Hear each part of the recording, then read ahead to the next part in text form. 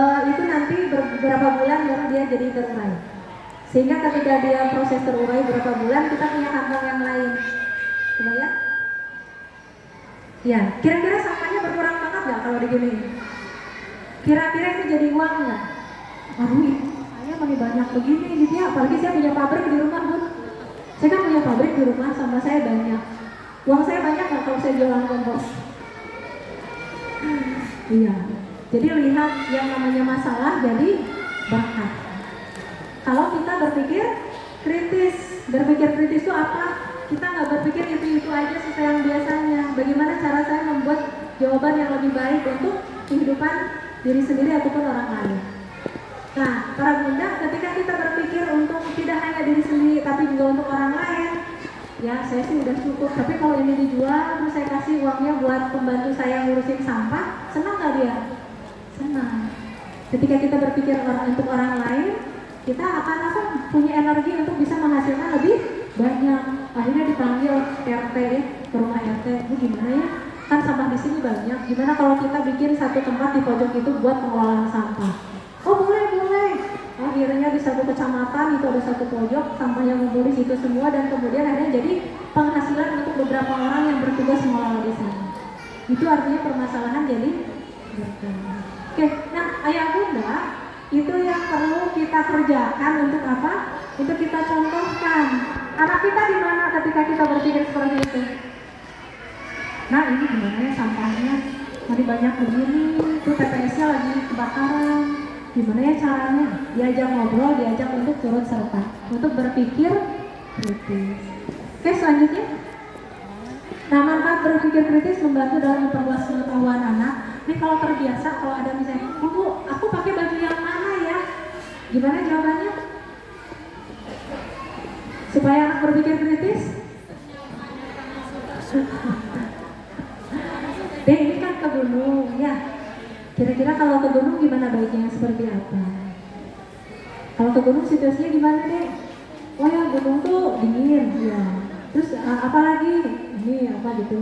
Terus nanti kan kita naik gunung ya, manjat gitu. Kira-kira bajunya kira-kira seperti apa? Ada dialog namanya. Untuk apa? Supaya anak berpikir.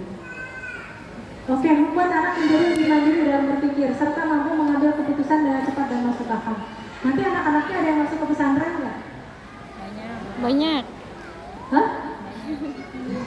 Bayangkan kalau masuk ke pesantren masih tipenya galau, nggak bisa memutuskan. Aku tuh senang banget sama teman ini, teman yang ini teman dekat aku gitu ya. Tapi teman yang ini nggak suka sama si ini, aku jadi temenan sama yang mana? Stres nggak anaknya? Stres nggak? Itu dari tidak bisa memutuskan itu stres buat anak, Bun. Dia nggak nyaman. Jadi sederhananya dari sekarang anak itu dilatih untuk berpikir. Apa yang harus dilakukan ketika ada satu kejadian? Cukup putuskan satu hal yang paling baik.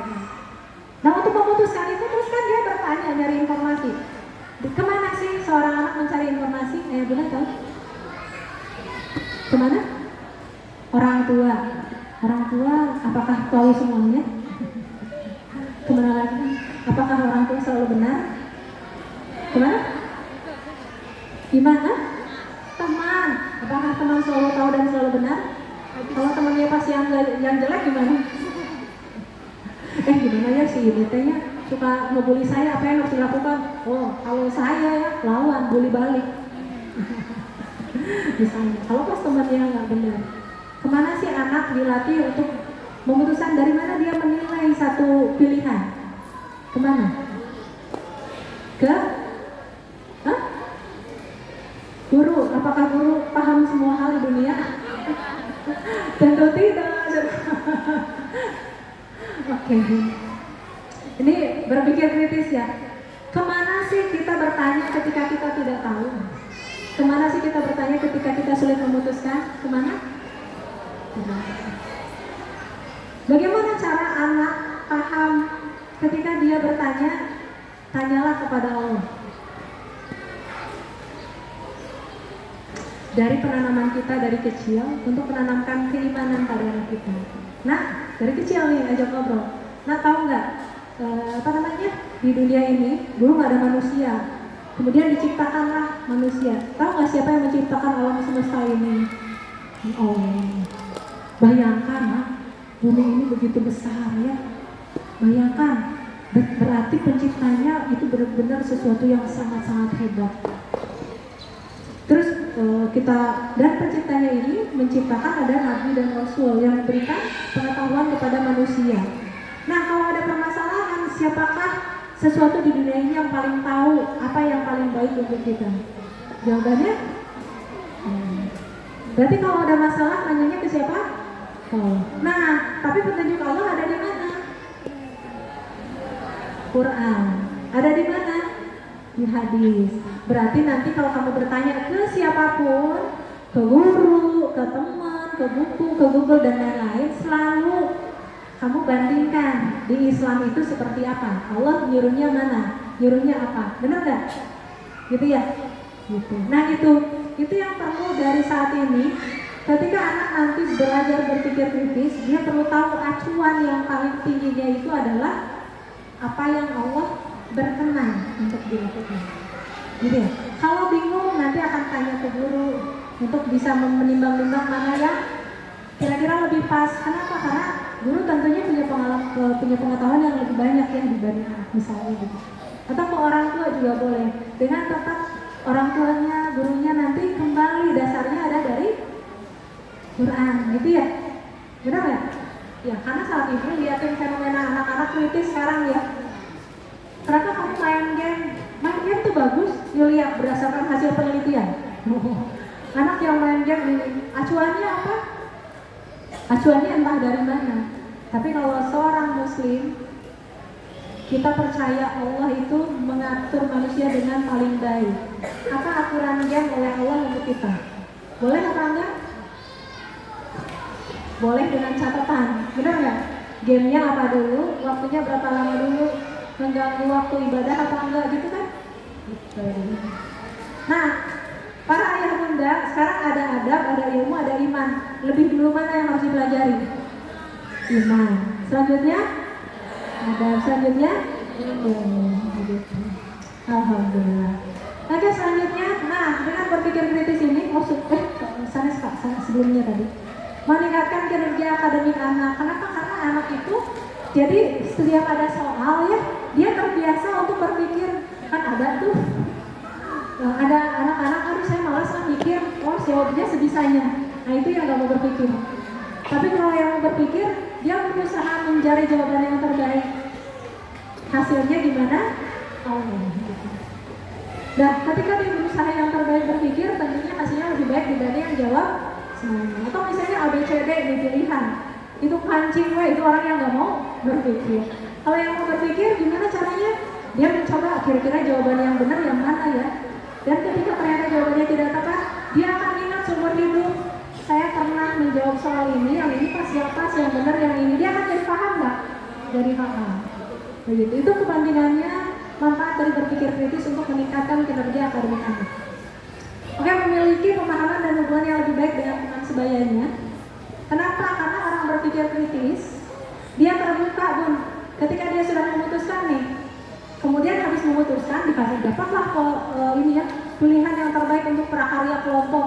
Ini yang terbagus, kita hanya bikin mobil-mobilan deh misalnya ya. Karena ini bagus banget.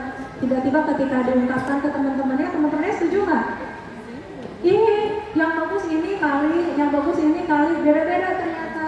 Nah, anak yang berpikir kritis akan bertanya kembali, kenapa ya yang ternyata mereka punya ide yang berbeda dengan saya? Cari lagi informasi. Kebayang? Itu arah berpikir kritis. Jadi nggak ada ceritanya kalau yang anak yang terlatih berpikir kritis beda pendapat langsung jadi mutung gitu ya. Kenapa? Karena semua ide itu sesuatu yang menarik. Semuanya ada ilmunya, semua ada hikmahnya.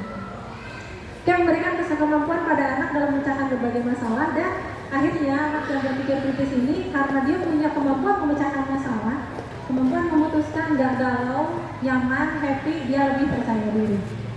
Nah sekarang kalau anak nih, anak nilainya 10, pintar jawab soal. Satu anak lagi nilainya 7, jawab soalnya ya jadi cuma 7 ya. Yang nilainya 7 ini pede, yang nilai 10 ini kurang pede. Nanti di depan yang sukses, nanti tampil presentasi yang mana? yang 7, yang 10-nya dia 10, tapi dia nggak pede, diem-diem gitu. Iya, itulah pentingnya karakter berpikir kritis. Oke, selanjutnya.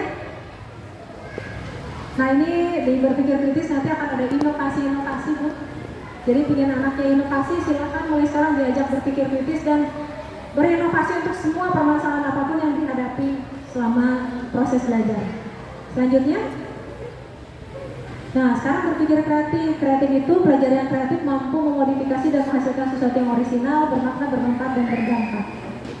Oke, selanjutnya, nah kalau peribahasa mah ya, next, yang namanya kalau berpikir kritis ya, jika tidak ada rotan, akar pun jadi.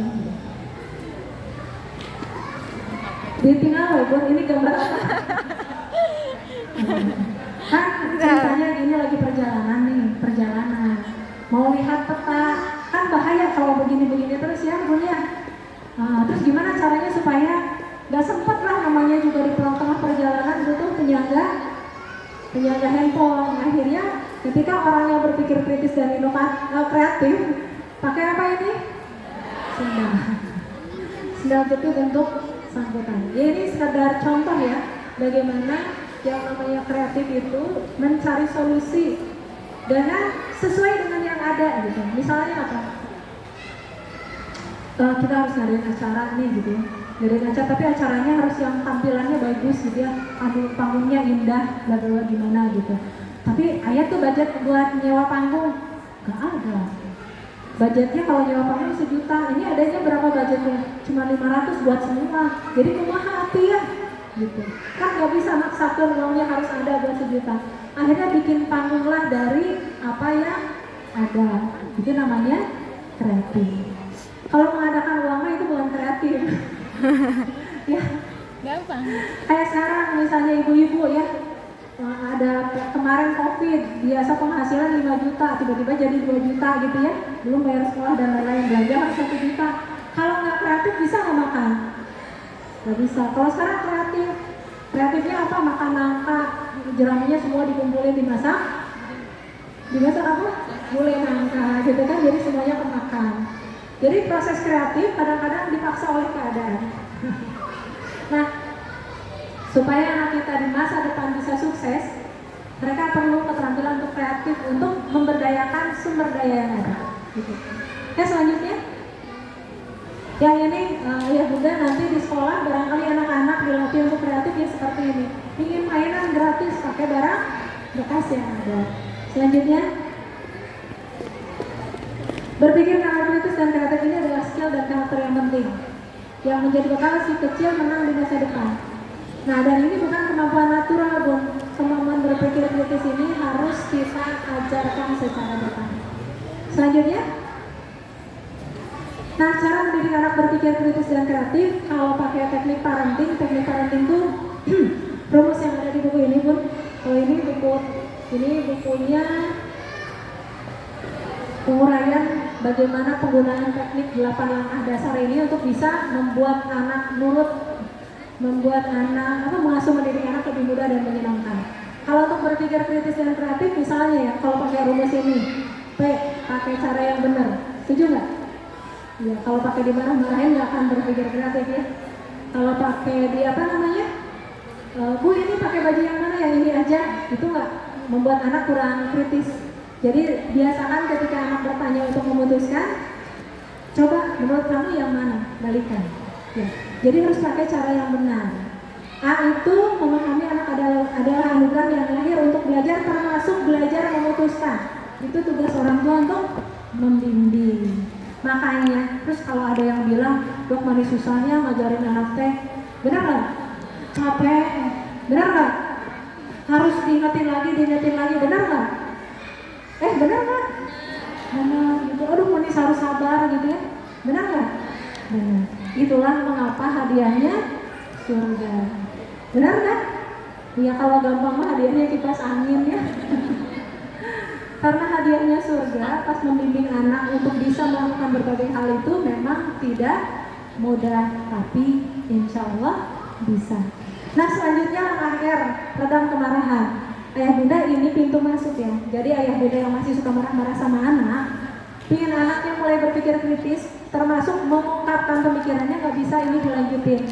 Harus mulai menerapi, harus mulai diterapi emosi negatifnya, harus diterapi kebiasaan marah-marahnya. Kenapa sih anak kalau dimarah-marahin suka susah nurut? Ada yang tahu? Ada yang tahu? Nih, saya share ilmunya ya. Oke, para bunda, ayah saya minta tangannya ke depan. Nih, angkat tangannya. Ingat ya, otak kita itu ada 3 bagian utama. Ada berapa? Kita kenali satu-satu ya. Satu, ini otak neokortex. Fungsinya untuk berpikir. Di tengah di dalam ada sistem limbik atau otak mamalia.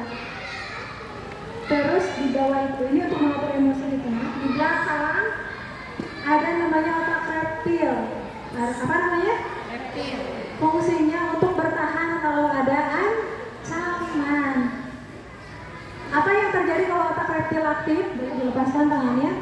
Kalau otak reptil aktif, gerakannya kayak reptil, kayak buaya lagi ngamuk, tahu? Hantam sana, hantam sini, mulutnya ngomong sana, ngomong sini gitu. Tapi tidak beraturan dan semaunya sendiri. Nah, apa yang terjadi kalau anak dimarahin orang tua? Otak mana yang aktif? Otak berpikirnya atau otak reptilnya? Jadi ketika ayah bunda marah, nasihatin anak, ceritanya nasihatin nih, apakah anak akan menangkap materi yang disampaikan? Yang anak tangkap adalah ada orang yang nyakitin saya harus 2 responnya, fight atau flight. Saya lawan atau saya kabur. Kelihatan? Benar nggak Pak? Iya. Sekarang kita mau mengajarkan anak berpikir kritis, membangun dialog sama anak. Bisa nggak kalau kita masih marah-marah? Nggak bisa, karena anak punya sensornya. Di sini tiap bapaknya ngomong, wah ini apa ini? Ini kan musuh saya, yang suka marah-marahin saya, yang suka nyakitin saya. Benar nggak? Baru didekatin aja langsung pura-pura sibuk kabur gitu ya. Nah, benar begitu? Ada mungkin ya. Jadi untuk yang masih kondisi seperti ini, tahapannya nanti pas pulang udah langsung, yang harus belajar berpikir kritis langsung aja ngobrol. Susah kalau yang masih marah-marah. Yang masih marah-marah kerjakan dulu sekitar 2 minggu. Langkah R, redam kemarahan. Belajar teknik ini nantinya, kalau punya emosi negatif yang terpendam boleh terapi dulu. Kemudian langkah E, empati mendengarkan, sering mendengarkan anak dulu sehingga anaknya pede ngomong, jadi bisa dialog nanti ya. Kemudian langkah N, nanti baru prakteknya. Praktek nanti dialog sama anak. Jadi 2 minggu dulu itu tadi redam kemarahan dulu, banyak mendengarkan dulu, banyak bahasa cinta dulu. Anaknya dekat, baru kita program contoh-contoh berpikir kritis. Pakai langkah N, notifikasi, pembicaraan dan tindakan. Oke, selanjutnya T, tanamkan energi positif. Itu maksudnya adalah ketika dia bisa, kita apresiasi. Wah, itu keputusan yang bagus. Wah, kamu anaknya kreatif. Wah, kamu jeli banget ya bisa bisa menilai seperti itu. Itu predikat positif. Itu akan membuat anak semakin bertambah ya kemampuannya. Yang harus kita hilangkan apa? Kamu masa bodoh ya? Apa? Kamu bodoh banget sih, kayak gitu aja nggak ngerti. Itu nggak boleh ya. Semua predikat negatif tidak boleh. Isi koma diulang-ulang, latihannya diulang-ulang. Dan dia mengadakan time out khusus buat anak-anak yang masih suka ngamuk-ngamuk. Ayah bunda sarannya adalah menggunakan buku ini. Nanti belajar anak time out. Time out itu bagaimana anak bisa mengendalikan marahnya. Karena time out ini hanya boleh dikerjakan kalau ayah bunda benar-benar paham tekniknya. Kalau nggak paham mendingan nggak usah. Gitu. Kalau paham tekniknya silahkan lakukan time out. Tapi kalau belum paham syarat-syaratnya, langkah-langkahnya jangan. Sudah di buku ini udah diceritakan semuanya. Oke, selanjutnya terima kasih. Tuhan dulu. Bu Herina, ini serius semua? Ya, serius semua. Ayahnya sih memahami. Sungguh-sungguh ya. Mudah-mudahan insya Allah ilmunya bisa dipahami dan bisa menjadi keberkahan. Iya. Mungkin ibu bisa istirahat dulu. Ngantuk nggak bu? Bapak ngantuk? Ngantuk nggak nih? Nggak. Kalau yang buat yang ngantuk aja kalau gitu, belok ke kanan. Ke kanan ya bu, ke kanan, ke kanan. Kanan salah ya. Pegang pundak temannya.